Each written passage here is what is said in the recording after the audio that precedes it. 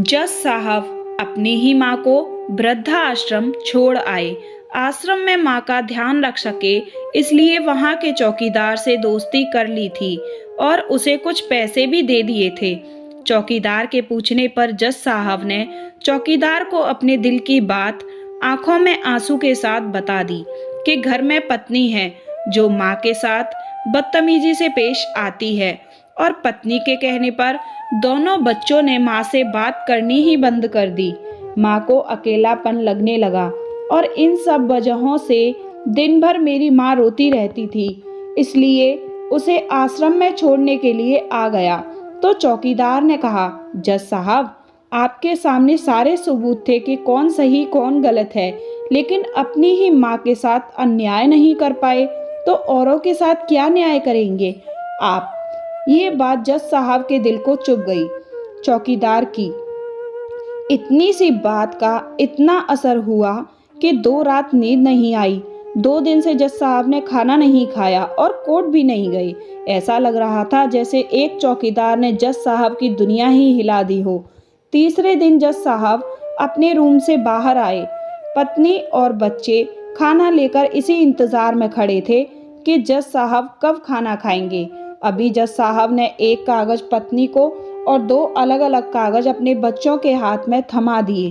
कागजों की एक लाइन पड़ी तो पत्नी के हाथों में से थाली गिर गई। उस पर लिखा था कि मैं तुम्हें तलाक दे रहा हूँ और बच्चों से कहा, आज से मेरी सारी प्रॉपर्टी आप दोनों की, मुझे कुछ नहीं चाहिए। बच्चों ने उन्हें जबरदस्ती कुर्सी पर बैठाया। हाथ जोड़कर इन सब का कारण पूछा तो आंखों में आंसुओं के साथ जज साहब बोले कि मैं मेरी 65 वर्ष की माँ को वृद्धा आश्रम छोड़कर आया हूँ, अनजान लोगों के भरोसे छोड़कर आया हूँ और आप सब कारण पूछ रहे हो। हम लोगों को शर्म आनी चाहिए। रोज मेरे कोर्ट से आने के बाद माँ रोती थी कि बेटा प्लीज मुझे वृद्ध आश्रम में शिफ्ट कर दो। आप में से किसी ने भी मेरी माँ से सीधे मुंह बात तक नहीं करी और यह भी भूल गए कि जिस जज को आज पूरा शहर सलाम करता है, उसी जज को बनाने में उस माँ ने कितना बड़ा बलिदान दिया है। कभी दूसरों के घरों में काम करने जाती तब भी मुझे अकेले ना छोड़ती थी। ऐसी भगवान समान माँ को मैंने वृद्धा आश्रम में छोड़ दिया और वह भी ऐसे लोगों के भरोसे जिन्हें ये तक नहीं पता कि मेरी माँ को क्या बीमारियां हैं।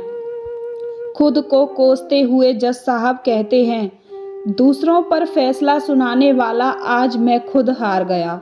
मैं जज नहीं बल्कि गुनहगार हूँ और जो मैंने गुनाह किया है वह शायद कानून तो माफ़ कर देगा, लेकिन ईश्वर के कोर्ट में वह कभी माफ़ नहीं होगा।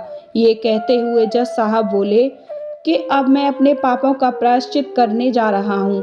मैंने अपना सब कुछ आप लोगों को सौंप दिया और अब अपनी माँ के साथ वृद्धा आश्रम में रहूँगा और उनकी सेवा करूँगा।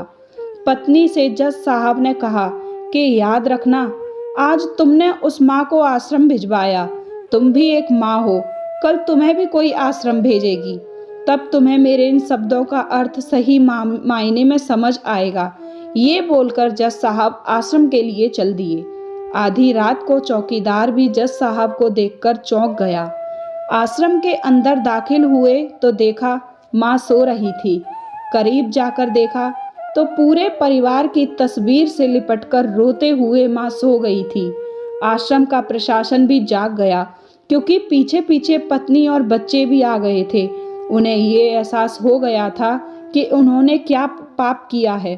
तभी आश्रम की एक कर्मचारी बोली, हम इन्हें आपको नहीं सौंप सकते, क्या पता कल को आप इन्हें मार दो।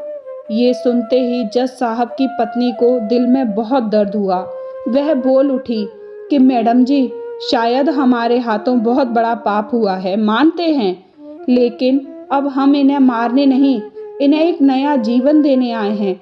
आश्रम के सभी बुजुर्गों की आंखों में आंसू थे। सबके सब रो पड़े। खुशी के आंसुओं के साथ माँ को घर ले आए, लेकिन वहीं आश्रम में अनेक आंखें ऐसी थीं जो किसी न किसी का इंतजार कर रही थीं।